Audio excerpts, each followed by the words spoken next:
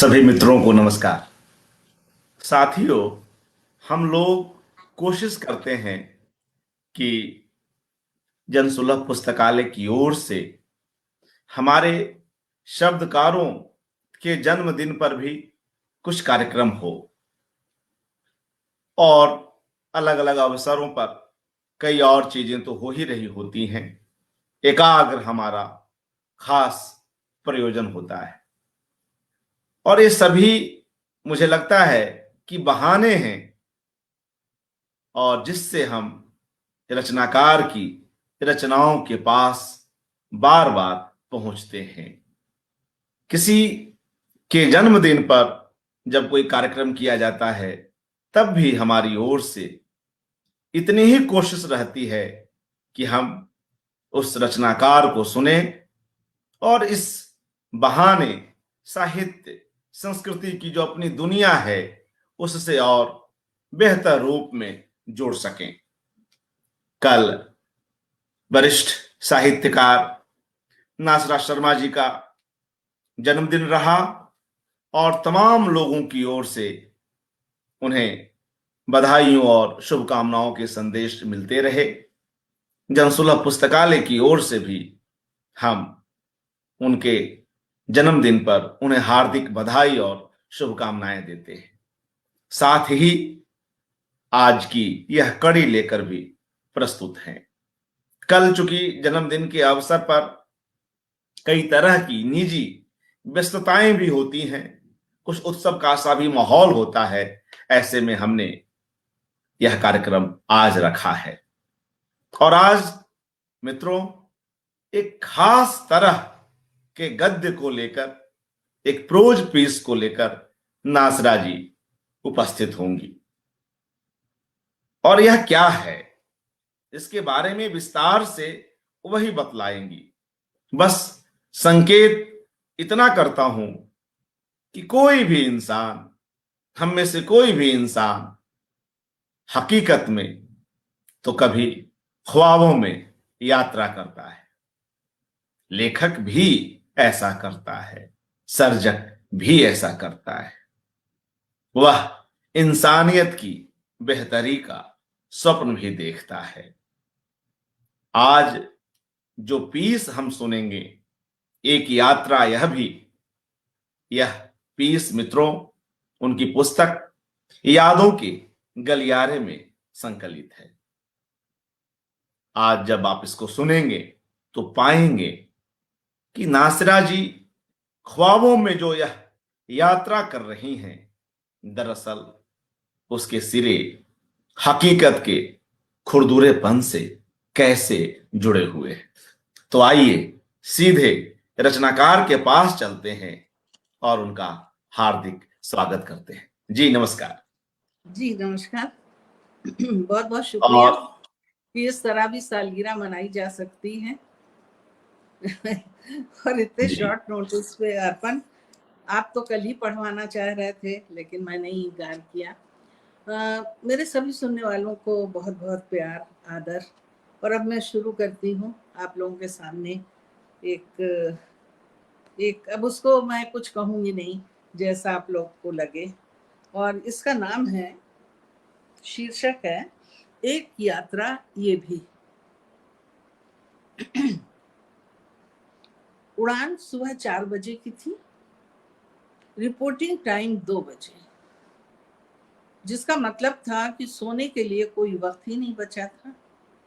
तो भी आदत के मुताबिक 12:30 बजे मैं बिस्तर पर कमर सीधी करने के लिए लेट गई। एकाएक शंका उभरी कि मैं इस बार भी यात्रा पर निकल पाऊंगी या नहीं। इस ख्याल के आते ही मैं उठकर बैठ गई। अजीब इत्तेफाक रहा है कि जब भी कहीं जाने का प्रोग्राम बना तो इत्तला मिली कि वहां बम फटे हैं। कुछ देरी के बाद 1-2 नहीं बल्कि 10-12 बम। हर बार सोचकर यात्रा स्थगित करनी पड़ी कि कहीं कहीं ठहर कर बम फटने का सिलसिला चलता न जाए। दुर्घटना में मरना किसको पसंद आएगा। इस बार अगर ऐसा हुआ तो मैं यात्रा करना ही छोड़ दूंगी। मैंने झुंझला कर सोचा और कॉफी बनाने किचन में गई। आखिर ये सब कब तक चलेगा। लेख लिखो, टिकट बुक कराओ, पैकिंग करो, फिर जब मन यात्रा पर जाने की खुशी में, नई जगह देखने की उमंग में डूबा हो, तो एकाएक ऐसी घटनाएं घट जाती हैं और सुरक्षा के चलते कार्यक्रम धरे के धरे रह जाते हैं। कॉफी का घूंट भरते हुए मैंने टीवी खोला ताकि जो भी खबर मिलनी हो घर से निकलने से पहले मिल जाए, वरना स्टेशन या हवाई अड्डे से लौटना तब बहुत अखरता है जब आपका सेल फोन घनघना कर आपको मनहूस खबर दे और सुबह आपको घर में चलते फिरते देखकर नौकर से डाकिया तक हैरत से पूछे, अरे आप गई नहीं? कॉफी पीने के बावजूद मेरे पपोटे भारी हो रहे थे। एयरपोर्ट के लिए निकलने में अभी देर थी। टीवी बंद कर मैंने आराम की मुद्रा अपना ली। जलती आंखों को कुछ चैन मिला। जहन में अलबत्ता बार बार ये सवाल उठ रहा था कि नया मुल्क कैसा होगा। दिल्ली से उड़ा हवाई जहाज जब इस नए देश में पहुंचा तो सूरज डूब रहा था। कोयले की खान की तरह अंधेरा चारों दिशाओं को स्याह बना रहा था। मुझे अंदाजा नहीं था कि सफर इतना लंबा होगा। शायद कसूर उस उपन्यास का था जो मैं पढ़ने में डूबी रही। अपनी अटैची ऊपर से निकालकर मैं जहाज की सीढ़ियां उतरने लगी। आसमान पर काले डैने के बड़े बड़े परिंदे उड़ रहे थे। बड़ा अजीब दृश्य था। हवाई अड्डे पर इस तरह परिंदों का मंडराना मुझे खासा डरावना लगा। दिल चाहा कि पूछूं, क्या इन परिंदों को उड़ान भरने की आजादी सुरक्षा की दृष्टि से ठीक है? आप प्लीज बस में बैठे, मुझे आसमान ताकते बीच रास्ते में खड़ा देख किसी कर्मचारी ने कहा। मैंने नजरें ऊपर से हटाकर उसके चेहरे को ताका और बस पर चढ़ने आगे बढ़ी। तभी मुझे ख्याल से गुजरा कि इस आदमी का चेहरा जिंदा इंसानों वाला नहीं था। एक झटका से लगा और मैंने पीछे मुड़कर देखा, मगर वहां कोई न था।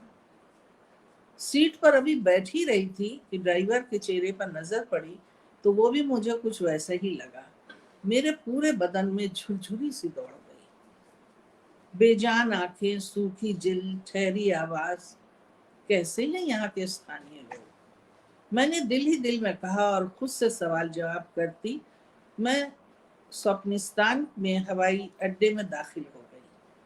सुरक्षा जांच में गुजरना भी एक बेकार रस्म है, मगर कायदा कानून बन जाए तो उसे मानना ही पड़ता है। वहां भी मुसाफिरों की लंबी लाइन थी, जिनमें घुमक्कड़ी के लिए निकले लोग ज्यादा थे। कपड़ों और चेहरों से लापरवाह, अपने में मगन। काउंटर पर भी जो आदमी पासपोर्ट देख रहा था उसका चेहरा भी मुर्दों जैसा लगा, भावहीन और पीला। मुझे अपने दोस्त खालिद डिसूजा की याद आई। पिछले कई वर्षों से मुझसे मिलना चाह रहा था। अब तय ये हुआ था कि हम बिल्कुल नए मुल्क में मिलें, साथ साथ घूमें और इस बीच अपनी अपनी उपलब्धियों की चर्चा करें। फिर कुछ ऐसा प्लान बनाएं जिसमें दुनिया को एक नई दृष्टि से देखने में और पढ़ने और दूसरों के देखने में एक नई स्फूर्ति भर दे। खालिद डिसूजा एक फिल्म मेकर है और नए नए विषय को उठाना उसके जीवन का लक्ष्य है। हमारी मुलाकात इत्तेफाक से जेट एयरवेज की उड़ान पर हुई थी जब वो मंगोलिया जा रहा था। हवाई अड्डे पर बनी बिल्डिंग का नक्शा बाहर से नहीं देख पाई थी, मगर जब अपने सामने बड़े से लगे पोस्टर पर मेरी नजरें टिक गई। मॉडर्न पेंटिंग की तरह वास्तुकला भी हो सकती है, सोचती हुए मैं वहां हॉल में बड़े सोफों पर कुछ लोगों को बैठा देख खुद भी वहां जाकर बैठ गई। खालिद डिसूजा का इंतजार करना था। उसकी उड़ान के पहुंचने में सिर्फ 10 मिनट बाकी बचे थे। मुझे शाम को की फ्लाइट से वापस भी लौटना था, इसलिए शहर घूमते हुए जितनी बातें हो सकती थी करने के लिए सोच ली, और जाने क्या सोचकर साथ में टेप रिकॉर्डर भी रख लिया था कैमरे के साथ। हॉल धीरे धीरे खाली होने लगा। खालिद की फ्लाइट से उतरे लोग भी इमारत से बाहर जा चुके थे, मगर खुद उन जनाब का कहीं पता न था। मैं पोस्टर, इश्तेहार, दुकानों पर सजी चीजों और हर पल बढ़ती खामोशी से बोर हो उठी थी। हाय, माफ करना, मुझे आने में देर हो गई। खालिद की आवाज मुझे सुनाई पड़ी तो मैंने पीछे मुड़कर देखा। वो तेजी से मेरी तरफ बढ़ रहा था। मैं अपनी जगह से उठकर खड़ी हुई और दोनों बाहर निकले। हमने सारे दिन के लिए एक टैक्सी बुक कर ली। मैं पहले यहाँ का संग्रहालय देखना चाहता हूँ, पूरी दुनिया में यूनिक है। कुछ दिनों पहले ही बनकर तैयार हुआ है। खालिद ने फैसला कुन हुक्म सुनाया, इससे पहले कि हम कुछ पूछताछ करते या कुछ आपस में तय करते। संग्रहालय की इमारत देखकर चौंकी। वैसे तो मुझे सड़क, पेड़, घर, लोग झुलसे झुलसे लग रहे थे, जैसे बड़े पैमाने पर लगी आग ने बीच में बुझकर अजली अवस्था में इन सारे लोगों की जान बख्शी हो और इमारतों, पेड़ों को तबाही से बचाया हो। मगर संग्रहालय की इमारत तो इंसानी खोपड़ी की तरह थी। देखने में ऐसा दृश्य उभर रहा था जैसे राख के ढेर पर रखी खोपड़ी। उस सुरमई काली इमारत में हम दाखिल हुए। अजीब ठंडा सीलापन और झुटपुटा जैसा अंधेरा छाया हुआ था। शुरू में चीजें देखने में बड़ी दिक्कत महसूस हुई, मगर कुछ देर बाद आंखें अंधेरे में अभ्यस्त हो गईं। सामने का दृश्य देख मैं सन्नाटे में आ गई। काले चेहरे, काले बदन, जैसे कोयले ने इंसानी आकृतियों का रूप धर लिया हो। एक औरत अपने बच्चों को गोद में उठाए हुए नजर आई। पास में बैठा मर्द कैनवास पर जैसे ब्रश चला रहा हो। पास में कुछ अजले कपड़े और फर्नीचर बिखरे लगे। कुछ लोगों के आधे धड़ गायब थे। उनके बैठने के अंदाज से लग रहा था कि शायद वो भोजन कर रहे होंगे। कुछ के सर दूर लुढ़के पड़े थे। आंधी, तूफान, भूकंप, बमबारी का मिला जुला सा माहौल उभर रहा था। अरे ये क्या है खालिद? ये आर्टिस्ट की बनाई कांसे और लोहे की मूर्तियां हैं या चित्रकारों की पेंटिंग्स? मैंने आंखों पर जोर डाला। ये हकीकत है, एक इंसान का दूसरे इंसान से किया गया बर्ताव। शोभा सिंह की बनाई सोनी महिवाल की पेंटिंग तुम्हें कितनी पसंद है? और खालिद की बात अभी पूरी खत्म नहीं हो पाई थी कि मैं लगभग चीखती सी बोल पड़ी। हाँ, ये सचमुच के इंसानी बदन है। ये दीवारें, ये चित्रें, ये बिखरे हाथ पांव, इनको जमा कर यूं सहेजना क्या अर्थ रखता है? वही जो फनकारों के लिए के जरिए बनाई कलाकृतियों की अहमियत है। इंसानी जज्बा वहां भी तो ब्रश, कलम और कभी छीनी हथौड़ी से कैद किया जाता है। यहाँ चूंकि स्वयं कलाकार इन हादसों का शिकार हुए हैं, तो उसी को उठाकर यहाँ ला खड़ा किया गया है। गौर से देखो, तुम्हें सवाल पूछने की जरूरत नहीं पड़ेगी। खालिद हंसा, मगर उसकी हंसी मुझे फूटी आंखों नहीं भाई। सुरंगनुमा हॉल में जैसे जैसे मैं आगे बढ़ रही थी, मुझे सब कुछ गुडमुट सा नजर आने लगा था। खबरें, टीवी, छपी तस्वीरें और ये यथार्थ का चित्रण नहीं, खुद यथार्थ समय के सीने पर खड़ा था, अपने सच की सनद बना हुआ। यहाँ मेरा घर भी है। दरअसल वही देखने में आया था। तुम्हें इसलिए बुलाया था कि तुम इस पूरी स्थिति पर कुछ लिखो। ऐसा कुछ लिखो जो पहले ना लिखा गया हो। खालिद डिसूजा ने बड़े जोशीले अंदाज में कहा। तुम्हारा घर किधर था? चलो दिखाओ, मैंने हैरत से कहा और मुड़ने लगी। मेरे तेरे में कब से पड़ गई, किसका कौन मरा, बम से उजड़ा, गोली से भूना गया, कहाँ तक हम हिसाब रखेंगे? जिनके घर नहीं जले वे ही कहाँ सुकून से अपने घरों में रह रहे। भय उनकी भी रातों की नींद उड़ाए हुए है। खालिद की मुस्कुराहट अजीब थी, कुछ कुछ भयभीत करने वाली। शायद माहौल का असर हो। हम दोनों बाहर निकले। अंदर की रोशनी में कोई खास फर्क नहीं था, तो भी आंखें चुंधिया सी नहीं थी। यहाँ पानी का रंग लाल क्यों है? चौराहे का ये फव्वारा और अब ये गहरी झील। नेशनल पार्क में खड़े हो मैंने ताज्जुब से पूछा। अब इसको मैं खून तो कहूंगा नहीं और न रंग मिला पानी, मगर हाँ, एक कैफियत तो है। खालिद ने हाथ बढ़ा चुल्लू भरना चाहा। असम में भी मैंने नल में आता लाल पानी देखा था, डर गई थी। وہ سب یاد کر مجھے ہنسی آ گئی۔ میری ہنسی دیکھ کر خالد بھی اس بار ہنسا۔ آخر میں صبح سے پہلی بار ہنسی تھی۔ ہمارے اندر کا اوساط گھٹ گیا تھا، ہم اپنے کو ہلکا محسوس کر رہے تھے۔ ذرا کتابوں کی دکان تک چلتے ہیں، میں نے ترنگ میں آ کر کہا۔ ضرور، سنا ہے اسی سے ملی آرٹ گیلری ہے اور فلم سٹی بھی۔ آئی مین ویڈیو آڈیو کیسٹ کی دکان۔ خالد مذاق کے موڈ میں آ چکا تھا۔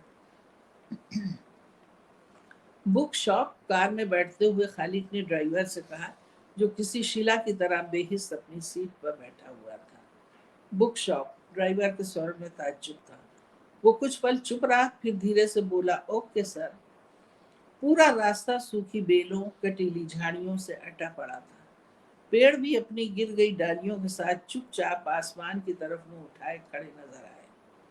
سارے راستے ہم ہریالی کو ڈھونڈتے رہے، پھولوں کو کھوجتے رہے۔ حیرت کی بات تھی کہ نیشنل پارک میں بھی پھولوں کی کیاریاں نہیں تھیں۔ پیڑ ضرور تھے مگر شاخیں پتیوں سے خالی تھیں۔ تم نے بھی اس نئے ملک میں آنے کا کون سا وقت چنا ہے؟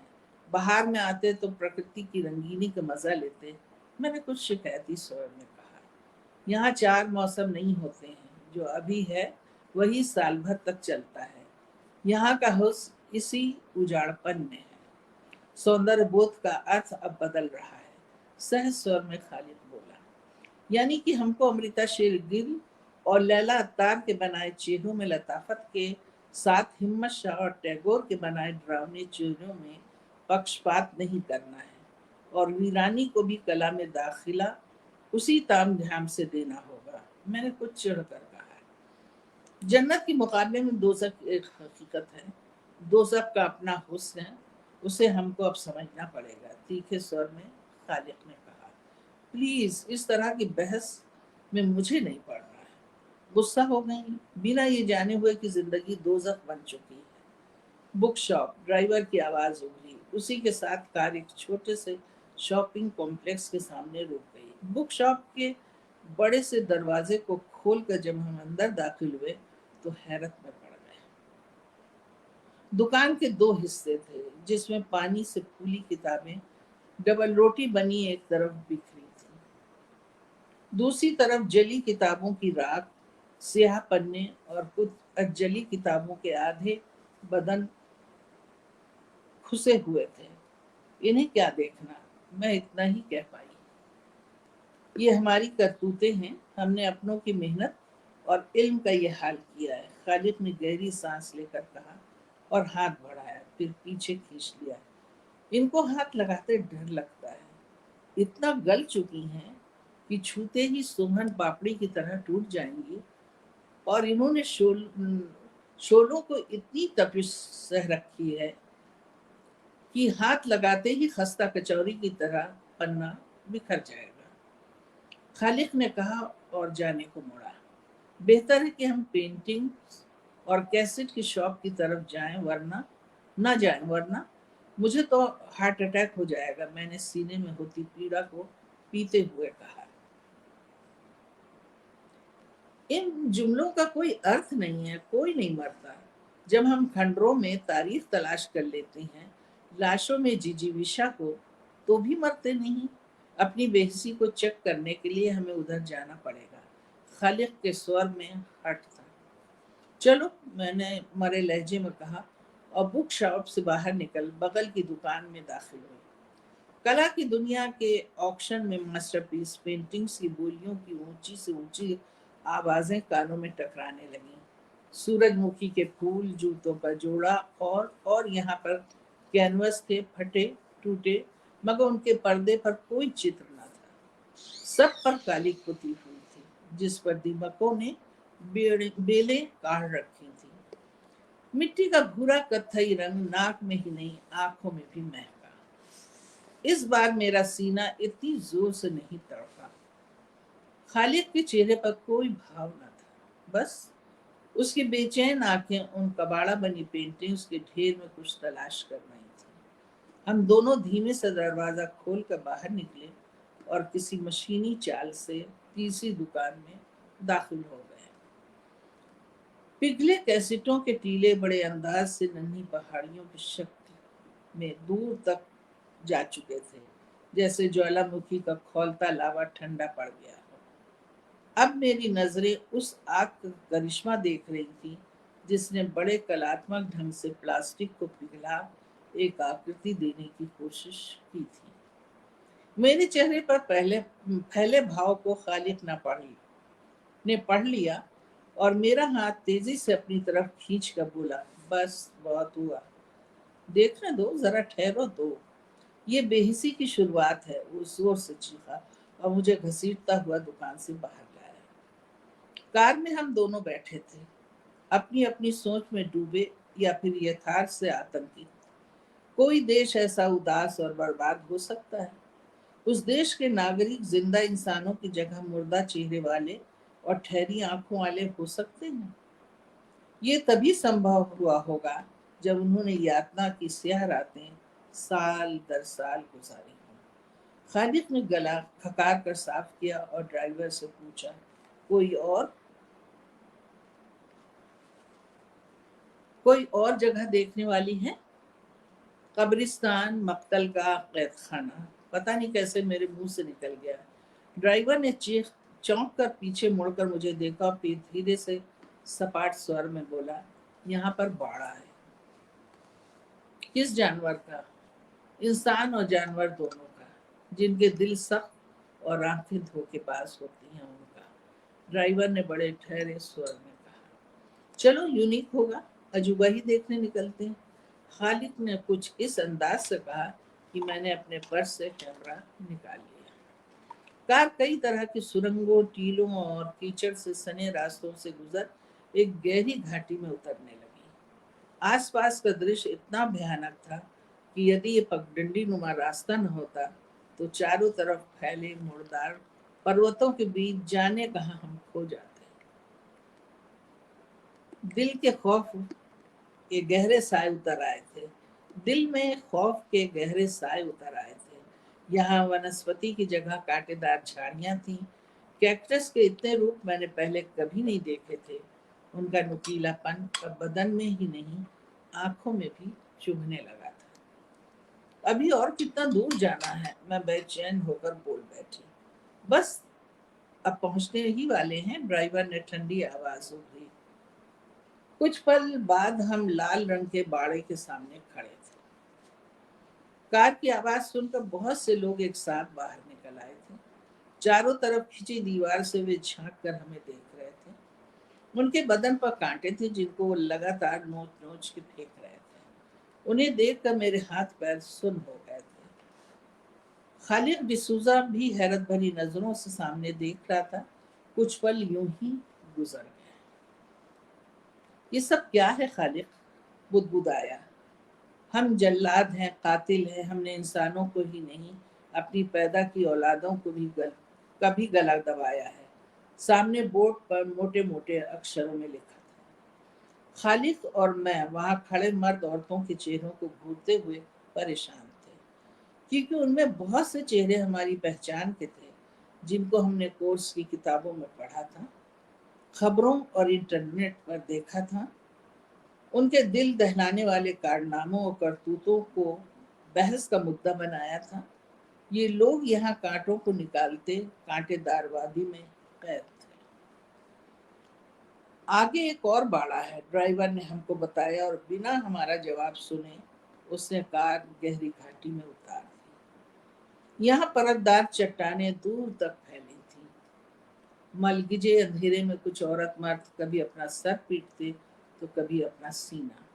कुछ तो जुनूनी कैफियत में अपना सिर भी पत्थर की शिला पर पटक रहे थे। ड्राइवर गाड़ी खड़ी कर नीचे उतरा और एक बूढ़े जोड़े के पास जाकर खड़ा हो गया, जो बड़े दर्द भरे अंदाज से विलाप कर रहे थे। ड्राइवर कुछ पल उनके करीब खड़ा रहा, फिर उनके कंधों को थपक कर लौट आया। तुम इन्हें जानते हो? खालिद ने पूछा। हाँ, ये मेरे माँ बाप हैं। मुझे अपनी बिरादरी से बाहर की लड़की से प्यार हो गया था। इस जुर्म में लड़की के माँ बाप के साथ मिल इन्होंने हमको जहर दिया था। लड़की के माँ बाप कहाँ हैं? मैंने बेकरार आंखें रोते बूढ़ों पर डाली। वो उधर अपना माथा चट्टान पर मार रहे हैं। लड़की? खालिद पूछ बैठा। وہ بھی میری طرح ڈرائیور ہے. ہم سب جن کو زندگی نے بہت کچھ دے کر چھین لیا وہ سب ہمیں یہاں موجود ہیں، بنا کسی آشا، بنا کسی بھاونا کے. ڈرائیور نے سپاٹ سور میں کہا اور کار میں بیٹھ گیا. ہم بھی کار کا دروازہ کھول کر بیٹھ گئے. اب کچھ اور دیکھنے کا اتساہ باقی نہ تھا. لوٹتے ہوئے میں نے پرس سے نوٹ بک نکالی اور اس پر نوٹ کیے وشوں پر نظر ڈالی، مگر محسوس ہوا کہ اب ان مدوں پر بات کرنے کا ذرا بھی موڈ بچا نہیں ہے. خالق ڈسوزا بھی کچھ آف موڈ میں لگا. کار اندھیرے راستے میں ٹٹولتی ہوئی آگے بڑھ رہی تھی. دل میں بار بار یہ سوال ابھر رہا تھا کہ جس ملک کا دن جھٹپٹے جیسا ہو وہاں کی رات کتنی سیاہ ہو گئی. ہوائی اڈے پر پہنچ ہم نے راحت کی سانس لی. خالق نے گھڑی دیکھی اور اداس مسکان کے ساتھ بولا، کاش میں تمہارے ساتھ کچھ زیادہ وقت گزار سکتا، مگر میری اڑان کا سمے ہو چکا ہے. ہم کوئی بات نہ کر سکے تو کیا، ساتھ گھوم تو لیے. اگلی بار اس سے بہتر کوئی ملک ہم ملنے کے لیے طے کریں گے تو نیا بھی ہو.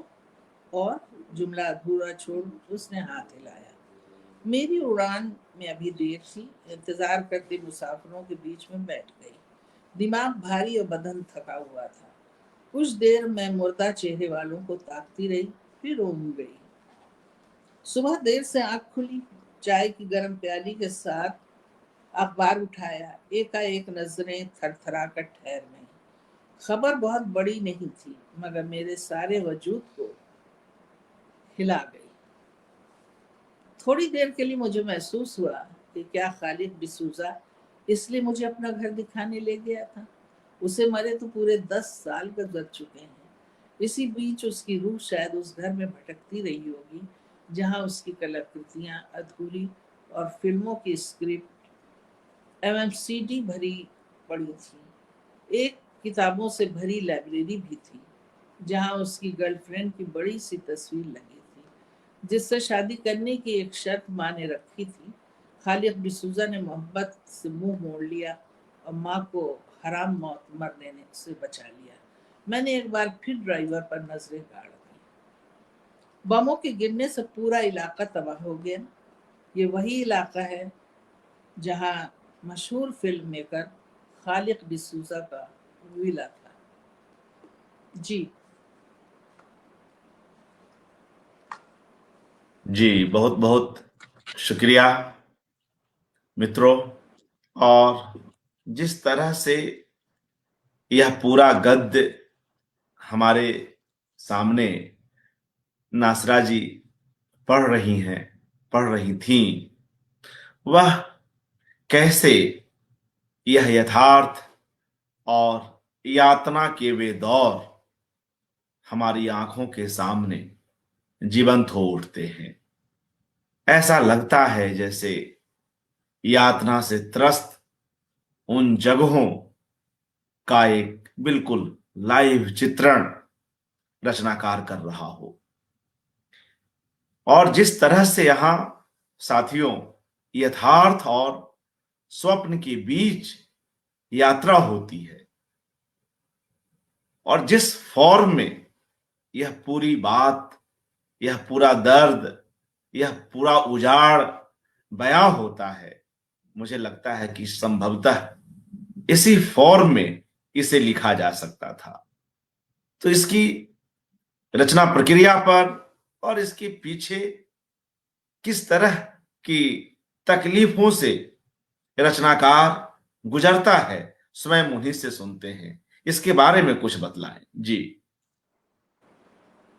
ایکچولی کسی یاد نہیں کس میگزین کے ایڈیٹر نے کہا تھا کہ آپ یاترا سنسمرن دیجیے، اور گری راج جی نے کہا تھا کہ آپ ایک ایران پہ جیسے آپ نے پہلا رپورٹاج لکھا تھا مجھے ویسا کچھ لکھ کے دیجیے. اب میری یاترائیں تو اتفاق سے بند ہو گئی تھی تو مجھے لگا کہ میں ایک ایسی یاترا کروں جو ذہنی ہو. زمینی یاترا تو بہت کی لیکن جو یاتراؤں میں میری مطلب جس ملک میں گئی وہاں بربادی ہی رہی اتفاق سے، تو ان لوگوں کے رات دن کیسے گزرتے ہوں گے، کتنا ان کی زندگی میں اندھیرا اور اداسی ہوگی. اور اس کو میں نے محسوس بھی کیا تھا. تو اس میں پھر میں نے یہ چیز لکھی کہ کتنی بری طریقے سے دشمنی، یدھ اور ایک دوسرے کو برباد کرنے میں جو انسانی کلاکرتیاں ہوتی ہیں، انسانی بستیاں ہوتی ہیں، یہ سب چیزیں کیسے اجڑ جاتی ہیں. تو اسی کو ایک شکل دینے کی میں نے کوشش کی، اور وہ سب ایک طرح کی ذہنی یاترا تھی. شاید وہ ذہنی یاترا خیالی نہیں تھی، یہ میں نے محسوس کیا، ایسا محسوس کر کے میں نے لکھا. اور جو آسمان پہ کالے پرندے ہیں، یہ بہت زیادہ اس میں نے جسے کہتے ہیں ایک روپک گڑھا ہے. اور بہرحال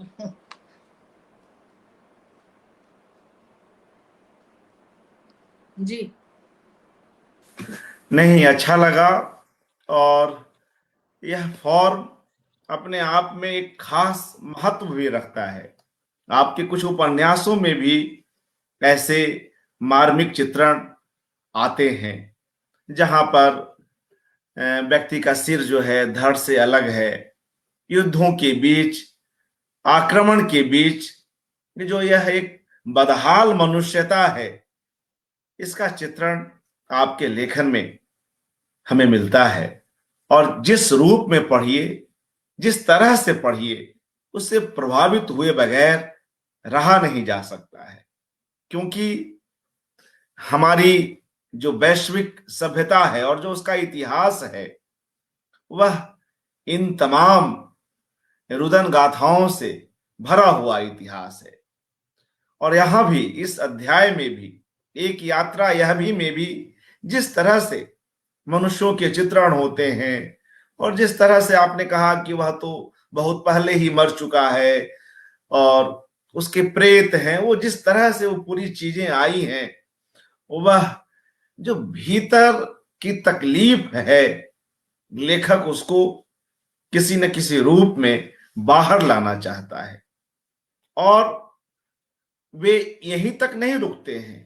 جب درد اور جب تکلیف اپنے چرم پر ہو، تب کیسے اسے بھوگ رہے لوگوں کا چہرہ سپاٹ ہو جاتا ہے، اور حادثوں کو ایک کے بعد ایک سہتا آیا منشیہ دل بھی کہیں نہ کہیں اس کا ابھیست ہونے لگتا ہے.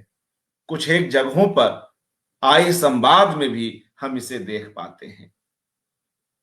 تو بہت ہی ضروری تھا، مجھے لگتا ہے، اس کا پاٹھ جو آج ہو سکا متروں. اور اسی شرنکھلا میں جو ہے ایک اور ایسا ہی پیس ناصرہ جی نے لکھا، جسے ساتھیوں ہم کل سنیں گے. خوابستان میں گزارا ایک دن. جو دکھ درد تکلیفیں ہیں، اس کے بیچ بھی لیکھک امید نہیں چھوڑتا ہے. کچھ وکلپوں کی اور دیکھتا ہے، پرکرتی کی اور، یا ان بھلے لوگوں کی اور جن کے کارن سے یہ دنیا اب بھی چل رہی ہے، بچی ہوئی ہے. تو اس کے بھی کچھ انش کل کے ادھیائے میں ہمیں دیکھنے کو ملے گی. تو یہ خوابوں کی یہ یاترا جاری ہے. کل ہم اس کے دوسرے پڑاؤ پر پنہ ملیں گے. جو مترگن اس کارکرم کو دیکھ رہے ہیں ان کے نام لے لوں: شبھانگی شریواستو، بنکم جی، پنکج یادو، رنجنا کماری، مدھو مہتا، اشوک گوسوامی جی، انجنا اگرہاری جی، شرملا بوہرا جالان جی، جے شری پوروار جی، دھننجے سنگھ، چندرکلا ترپاٹھی جی، مدھو چھندا چکرورتی جی، سروج کوشک جی، تارا سنگھ جی، اور تمام لوگ. تو متروں کی پرتکریائیں بھی آ رہی ہیں. ان میں سے ادھکانش کو ہم نے یہاں پر رکھا ہی ہے، اور بعد میں متروں جیسی سویدھا ہوگی ناصرہ جی کو، اس حساب سے ان پرتکریاؤں پر اپنی رائے بھی دیں گی، اپنا جواب بھی دیں گی. آج اس اوسر پر آپ ہمارے ساتھ بنی، آئیں، اپستھت ہوئیں، اور اس کا پاٹھ سمبھو ہو سکا. آپ کا ہاردک آبھار. ایک بار پنہ آپ کو جنم دن کی شبھ کامنائیں. बहुत बहुत शुक्रिया अर्पण, बहुत बहुत शुक्रिया। जी मित्रों, कल मिलते हैं और पुनः नासरा जी को सुनते हैं। सभी लोगों का धन्यवाद।